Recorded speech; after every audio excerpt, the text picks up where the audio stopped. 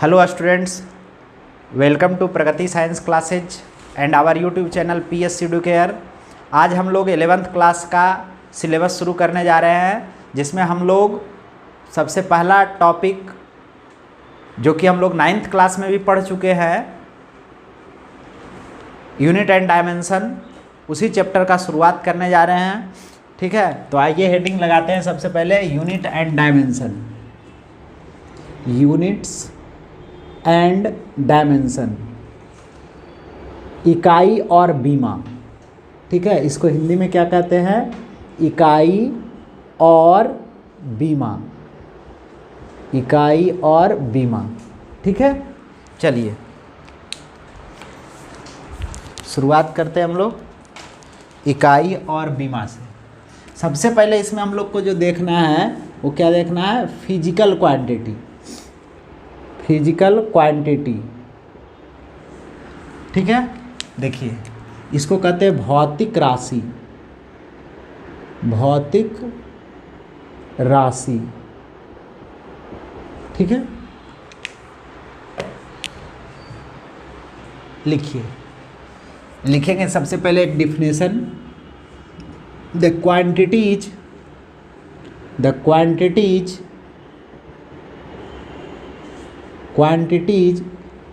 which can be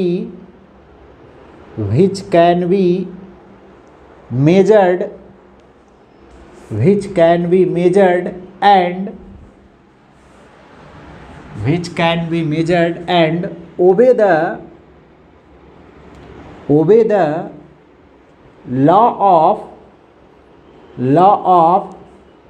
physics is known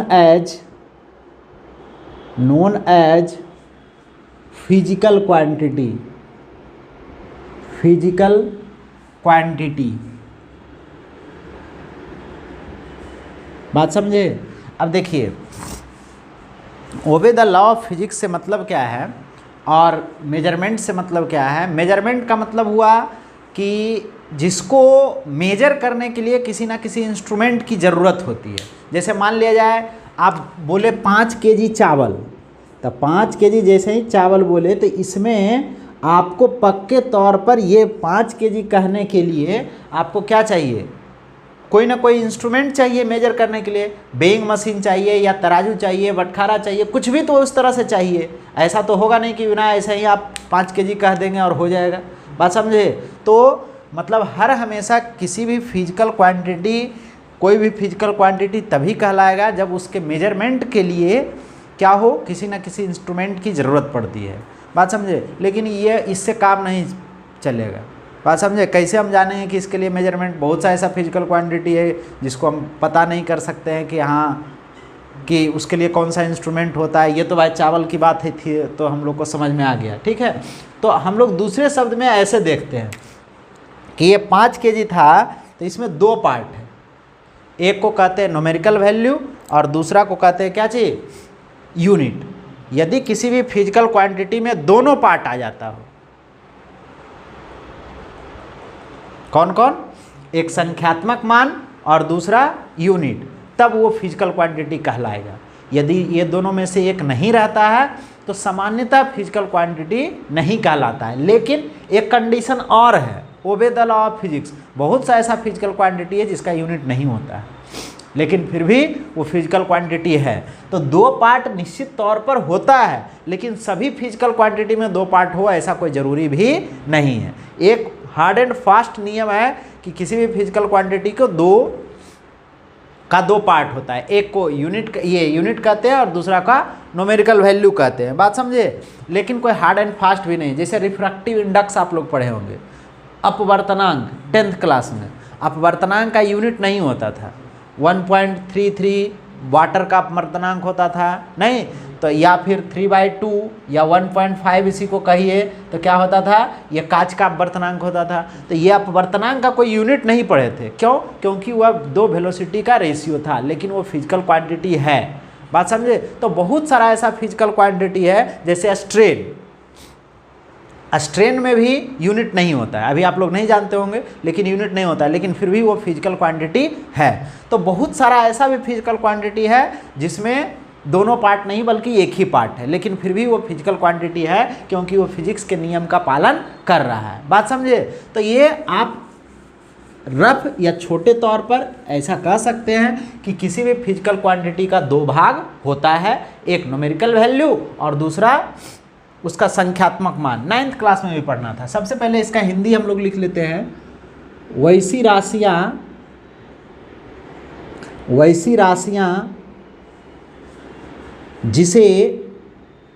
जिसे मापी जाती हो, मापी जा सके और भौतिकी के नियमों का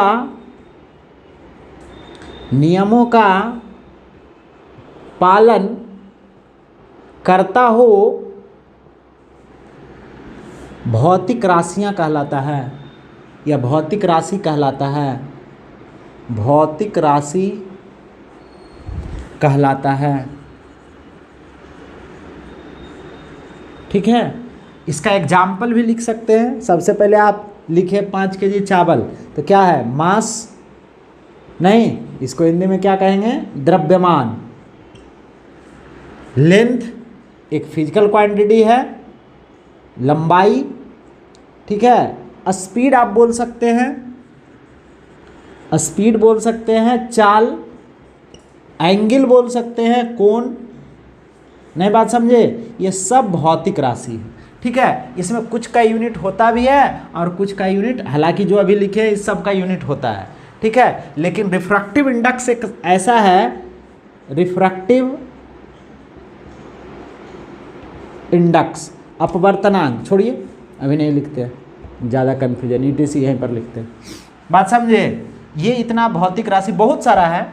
अब देखिए, किसी भी भौतिक राशि का दो भाग होता है, अभी भी बताया। ठीक है, ये फिजिकल क्वांटिटी, वही बात लिख दे रहे हैं, ये फिजिकल क्वांटिटी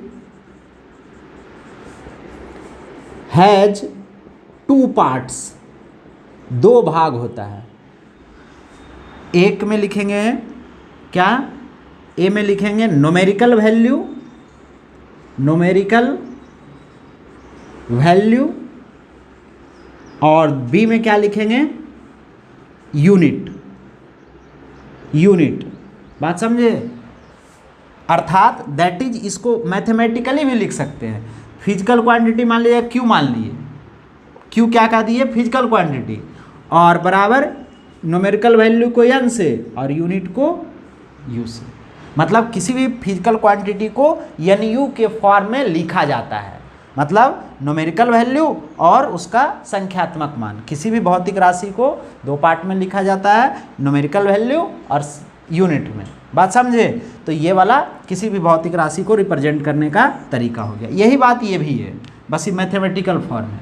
अब देखिए, किसी भी भौतिक राशि का एक पार्ट को यदि परिवर्तित करते हैं, जैसे मान लीजिए यूनिट को बदल दिए, तो संख्यात्मक मान भी बदल जाएगा एक भौतिक राशि। जैसे मान लिया जाए इस कमरा की लंबाई मापे एक बार मीटर में, तो आया 5 मीटर। कितना आ गया? 5 मीटर। अब सेंटीमीटर में मापेंगे तो 500 सेंटीमीटर हो जाएगा। तो हम एक्चुअल में क्या किए? उसके यूनिट को बदले, तो संख्यात्मक मान वही रहा, 5 के जगह पर हो गया 500, संख्यात्मक मान भी बदला ना। तो वही हम लोग लिखेंगे कि यदि किसी भौतिक राशि का किसी भी एक भाग को परिवर्तित किया जाता है, या एक पार्ट को परिवर्तित किया जाता है, या कहिए यूनिट को परिवर्तित किया जाता है, तो संख्यात्मक मान भी परिवर्तित हो जाता है। एक पार्ट भी कह सकते हैं या यूनिट भी कह सकते हैं। बात समझे? तो लिखेंगे हम लोग क्या चीज़? If the unit of a physical quantity be changed, परिवर्तित किया जाता है, तो देन क्या लिखेंगे? इट्स न्यूमेरिकल वैल्यू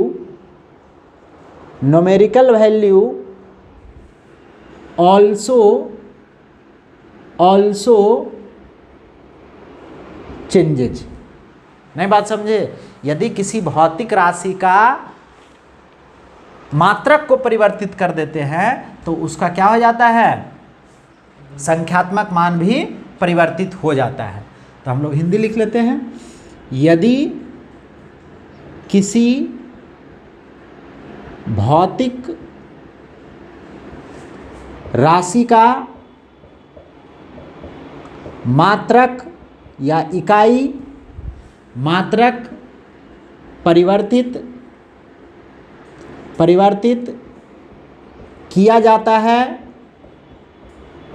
तो उसका संख्यात्मक, यहाँ लिख देते हैं, संख्यात्मक मान भी परिवर्तित हो जाता है। बात समझे, उसका संख्यात्मक मान भी परिवर्तित हो जाता है। बात समझे, कोई दिक्कत? अब हम लोग को देखना है क्या चीज़, जैसे यहाँ पर मान लिया जाए लेंथ को हम लिए 5 मीटर जो अभी बताए, तो यदि हम मीटर में बदले, मीटर को हम लोग किस में बदल दिए, सेंटीमीटर में, तो इसी लेंथ को हम लोग लिख सकते हैं 500 सेंटीमीटर। अर्थात अब देखो इसको मैथमेटिकल लिखते हैं, लंबाई एक ही है तो q बराबर, एक बार हम लोग लिख सकते हैं q बराबर क्या चीज, n1 u1, इसको कह दिए n1, इसको कह दिए u1, और फिर दूसरा बार q को क्या बोल दिए इसके अनुसार, n2 और u2। यदि एक ही फिजिकल क्वांटिटी तो ये तो दोनों बराबर ना है, यहाँ पर क्या लिख सकते हैं, 5 मीटर बराबर 500 सेंटीमीटर नहीं लिख सकते हैं, लिख सकते हैं या नहीं? तो यहाँ पर हम लोग इसी को स्टैंडर्ड फॉर्म में n1 u1 बराबर n2, नहीं समझ में आ गया? ये जब भी कोई एक ही फिजिकल क्वांटिटी को दो अलग अलग फॉर्म में लिखा जाएगा तो दोनों बराबर रहेगा। एक बार इसको मीटर से मापे और फीट से मापे तो इससे क्या अंतर हो जाएगा, लंबाई तो वही रहेगा, भले उसका यूनिट परिवर्तित किए तो संख्यात्मक मान भी परिवर्तित हो गया। जैसे यहाँ लिखे वैसे ये वाला बात आपको इम्पॉर्टेंट है, ये तो हम एग्जाम्पल देकर लिखे इसलिए ताकि ये समझ में आ जाए। बात समझे, ये वाला बात समझ में आ जाए, तुरंत समझ में आ गया, मतलब आपका ये फॉर्मूला हो गया। बात समझे, n1 u1 is equal to n2 u2। बात समझ में आया या नहीं, कोई दिक्कत? हाँ, अब देखते हैं टाइप्स ऑफ फिजिकल क्वांटिटी। क्या देखते हैं, टाइप्स ऑफ फिजिकल क्वांटिटी।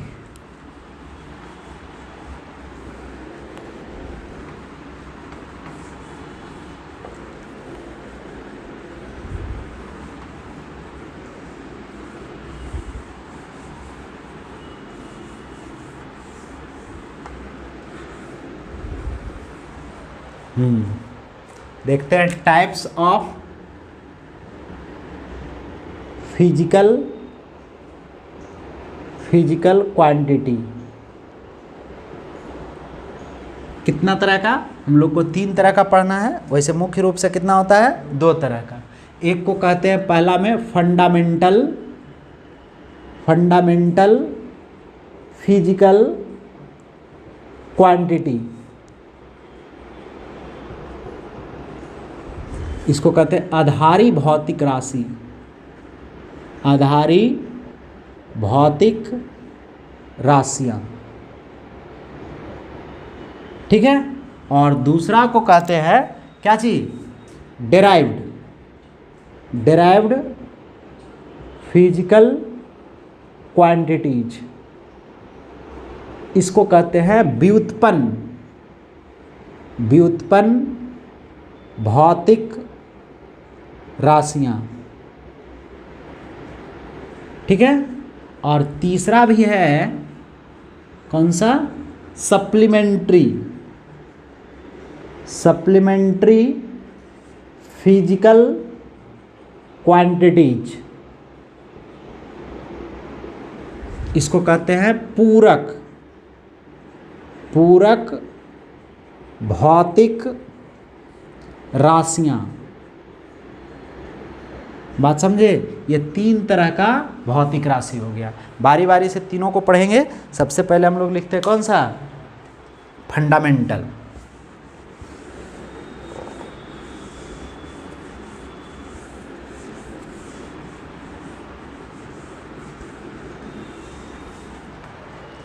हाँ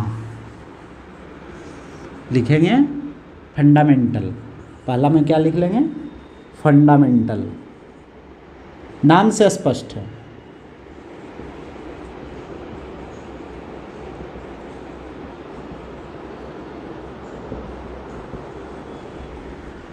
लिखिएगा the physical quantity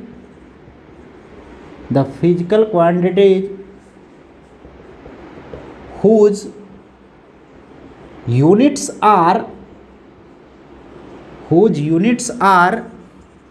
assumed is known as fundamental physical quantities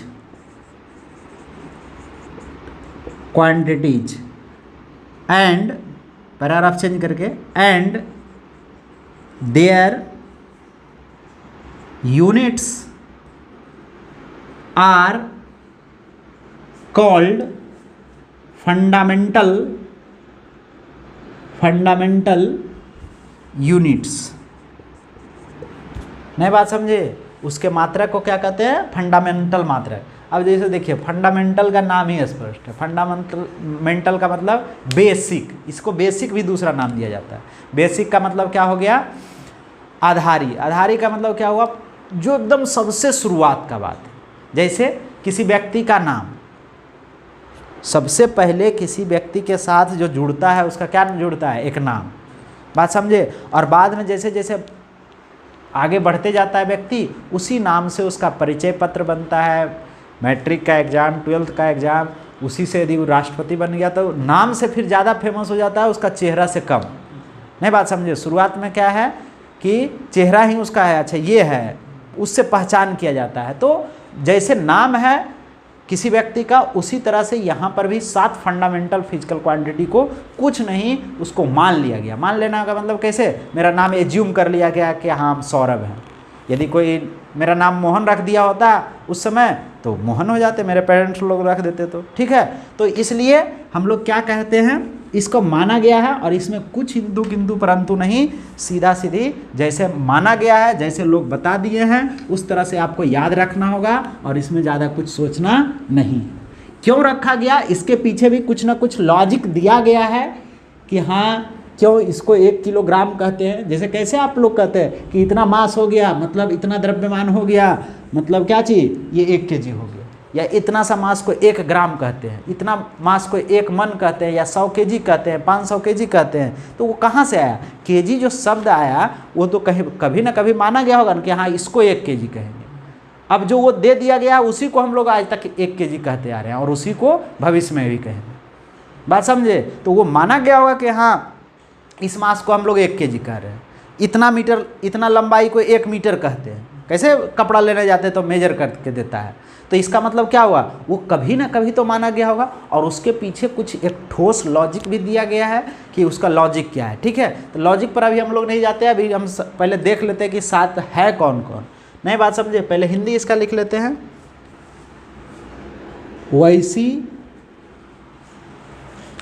वैसी भौतिक राशियाँ जिसका मात्रक, वैसी भौतिक राशियाँ जिसका मात्रक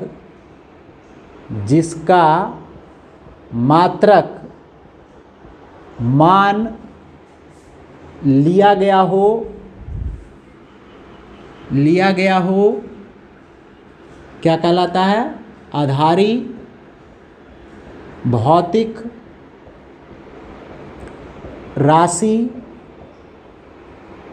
या भौतिक राशियां कहलाता है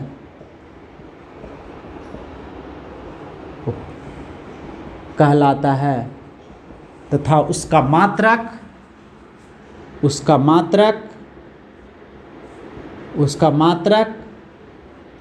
आधारी मात्रक कहलाता है। बात समझे? अब इसकी संख्या कितना है? The number of fundamental physical quantities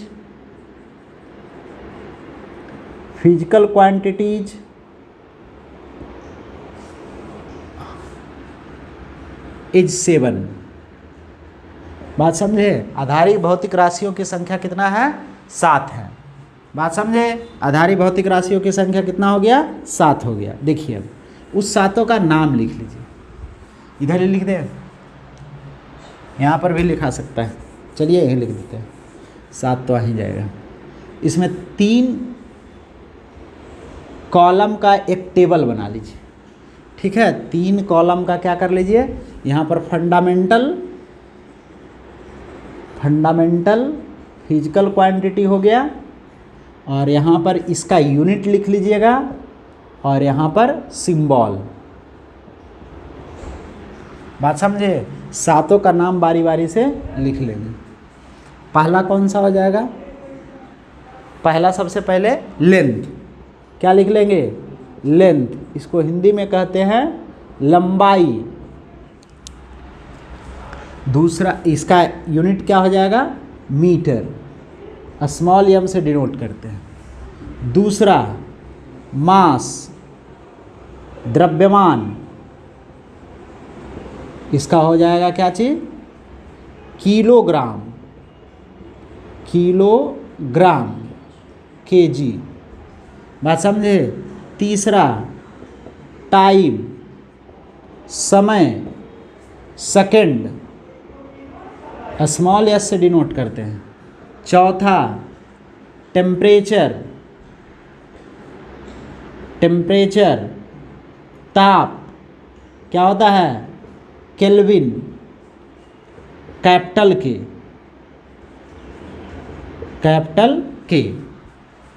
पांचवा इलेक्ट्रिक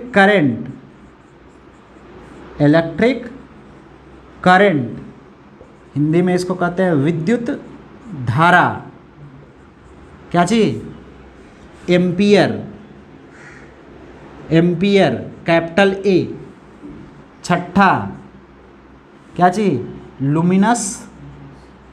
लुमिनस इंटेंसिटी, ज्योति तीव्रता, कैंडेला, सीडी।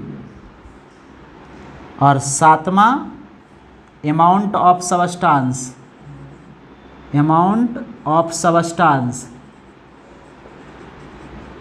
पदार्थ की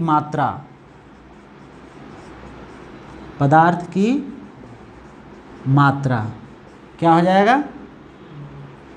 पदार्थ की मात्रा इसका क्या हो जाएगा?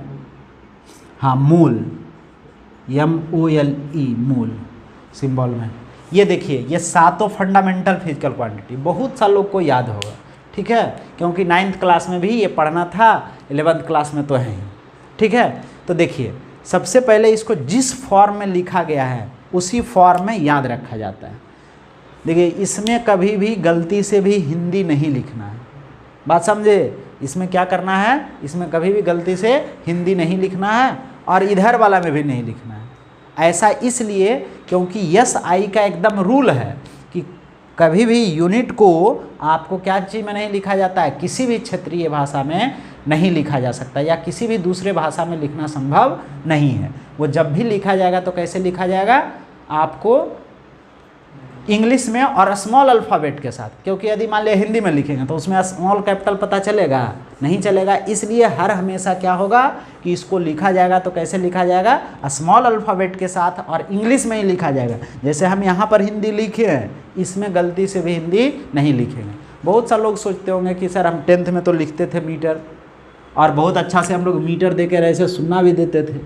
नहीं, लेकिन उस समय लिखते थे, उस समय सही था गलत था वो हम नहीं बता सकते हैं, लेकिन वो सब जैसे बुक लिख रहा था, जैसे टीचर बता रहे थे वो ठीक ही। हम भी यदि 10th को पढ़ाएंगे तो ऐसे ही लिख देंगे, कोई दिक्कत नहीं। लेकिन जब फिजिक्स पढ़ रहे हैं तो आप अब उसको दूर करेंगे, क्योंकि मीटर को कभी भी ऐसे नहीं, यदि बहुत ज़्यादा इच्छा हो तो मीटर को ऐसे लिख सकते हैं, ऐसे ये भी सही नहीं है, ये भी गलत है। लेकिन ऐसे लिखना कुछ हद तक सही है, लेकिन ये भी गलत है, क्योंकि हमेशा यूनिट या किसी भी यूनिट का सिंबल स्मॉल अल्फ़ाबेट से लिखा जाता है। उसमें एक एक्सेप्शन है कि यदि किसी यूनिट को किसी साइंटिस्ट के नाम के रिस्पेक्ट में रखा गया है तो उसको आप उसका सिंबॉलिक रिप्रेजेंटेशन को कैपिटल में लिखेंगे। जैसे यहाँ पर ये कैपिटल है, नहीं बात समझे, ये दोनों कैसा है, कैपिटल है। कैपिटल इसलिए है क्योंकि केल्विन भी एक साइंटिस्ट का नाम है और एम्पियर भी कैसा है, एक साइंटिस्ट का नाम है।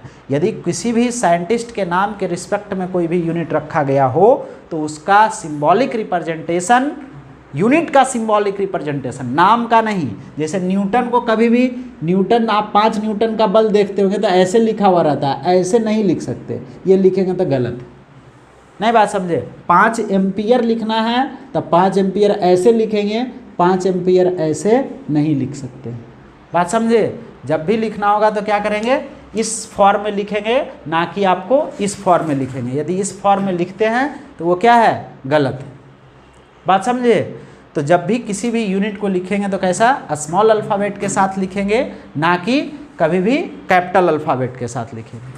कैपिटल अल्फ़ाबेट के साथ एक ही समय लिखा जाता है जब किसी यूनिट को किसी साइंटिस्ट के नाम के रिस्पेक्ट में लिखा गया हो और उसका सिंबॉलिक रिप्रेजेंटेशन किया गया हो, तब उसको क्या कर सकते हैं, कैपिटल अल्फ़ाबेट के साथ लिख सकते हैं, अन्यथा नहीं लिख सकते। ठीक है, आज यहीं तक, फिर अगले वीडियो।